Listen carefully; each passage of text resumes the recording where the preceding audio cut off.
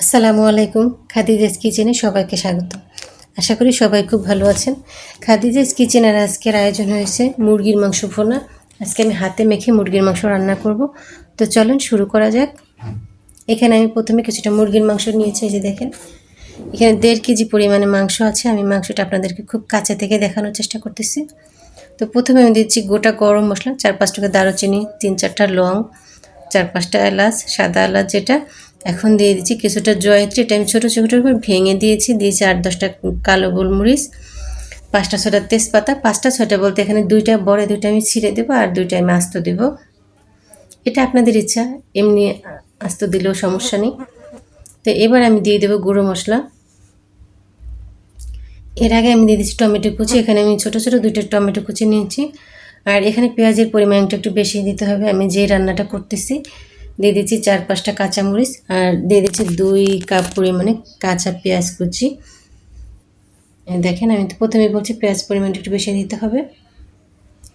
এখন দিয়ে দিচ্ছি আমি হলুদের গুঁড়ো। এখানে 1 চামচ পরিমাণে আমি টেবিল চামচ পরিমাণে হলুদের গুঁড়ো দিয়েছি।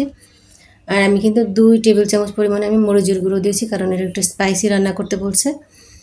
আর দিয়ে দিলাম হলুদের গুঁড়ো, ধনিয়া গুঁড়ো আর জিরার গুঁড়ো। এখন দিচ্ছি আমি পরিমাণ মতো লবণ দেওয়ার পর এখন শুধু বাকি আছে তেল। আমি হাফ কাপের থেকে একটু বেশি তেল দিব। দিয়ে দিচ্ছি আদা রসুন বাটা। এটা ফ্রোজেন ছিল তাই এভাবে চাকা চাকা মনে হচ্ছে। দিয়ে দিলাম 1 চা চামচ পরিমাণে নারকেল বাটা। 1 কাপ তেল দিলাম আমি সাদা সয়াবিন তেল, যেটা রেগুলার। এটা সরিষার তেল দিয়েও রান্না করতে পারেন, তবে আমি সয়াবিন তেল দিয়ে আজকে রান্না করব।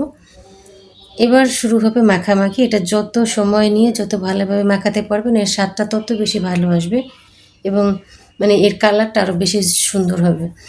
এই মুরগিটা সম্পর্কে আমি একটু আপনাদেরকে ডিটেলস বলি। এটা আসলে আপনাদের ভাই বলছে যে এটা টাইগার মুরগি। এর আগে আমি বাসায় কখনো আনি নাই, আমি দেখিও নেই। তো এই প্রথম নিয়ে আসছে। মুরগিটা আসলে আস্ত আনেনি, এটা কেটেই আনছে। একটা মুরগি কেটে যখন সব কিছু ফেলে দিয়েছে, যেগুলো ফেলে দিতে হয় সব ফেলে দেওয়ার পরও একেবারে 4.5 কেজি মাংস এখানে অটুট আছে। তো এখান থেকে আমি কিছুটা পরিমাণে মাংস 3 ভাগ করেছি। 4.5 কেজি মাংস এখানে, তাই 1.5 কেজি মনে হয় আছে।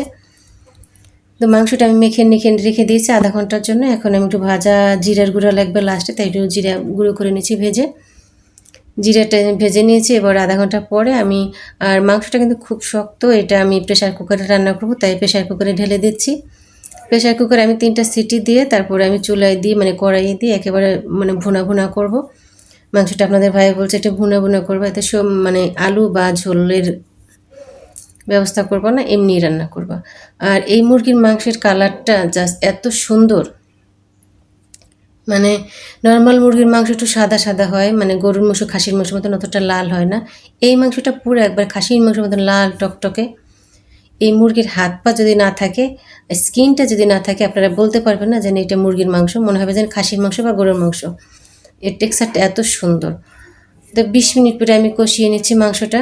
এখনও কিন্তু আমি সিটি দিইনি, পানিও দিইনি। 20 মিনিট কষানোর পরে আমি গরম পানি দিয়ে আমি ঢাকা দিয়ে দেবো। ঢাকা দিয়ে আমি 3টা সিটি দিব, কারণ এটা গরুর মাংসের মতন অনেক শক্ত। আর পানিটা অবশ্যই গরম পানি দেওয়ার চেষ্টা করবেন। মনে রাখবেন, মাংসের তরকারি বা যখনই রান্না করবেন, মাছ ভাতে যখনই পানি ব্যবহার করবেন, এটা অবশ্যই গরম পানি দেওয়ার চেষ্টা করবেন, নাহলে কিন্তু তরকারির যে সুন্দর একটা ফ্লেভার, এটাও চেঞ্জ হয়ে যাবে, তরকারির স্বাদটা নষ্ট হয়ে যাবে, আর এটা মাংসটা সিদ্ধ হতে আরও বেশি সময় লাগবে। এবার আমি ঢাকা দিয়ে দিচ্ছি। ঢাকা দিয়ে আমি 3টা সিটি দিয়ে নিব। বেশি বেশি প্রয়োজন নেই, 3টা দিলেই হবে। দেখেন, প্রায় 15 মিনিট আমি 3টা সিটি দিয়ে নিচ্ছি। এবার আমি চুলা থেকে নামিয়ে এটা বের করে কড়াইয়ে যে ঢেলে দিয়েছি। কি সুন্দর একটা কালার আর এত সুন্দর একটা স্মেল আসতেছে, মাশাআল্লাহ। ঘরটা একবার মৌ মৌ করতেছে ঘ্রাণে। রান্না কিন্তু প্রায় শেষ। আর এই মাংসটা অবশ্যই একটু ম্যারিনেট করে রাখার চেষ্টা করবেন, তাহলে খুব ভালো ফল পাবেন। খুব কাছে থেকে দেখানোর চেষ্টা করতেছি। এই দেখেন, আমি তো আপনাদেরকে আসলে ঘ্রাণটা ফোনে পাঠাইতে পারতেছি না, তাই জাস্ট দেখেই বুঝে নেন যে কতটা ইয়ামি হয়েছে।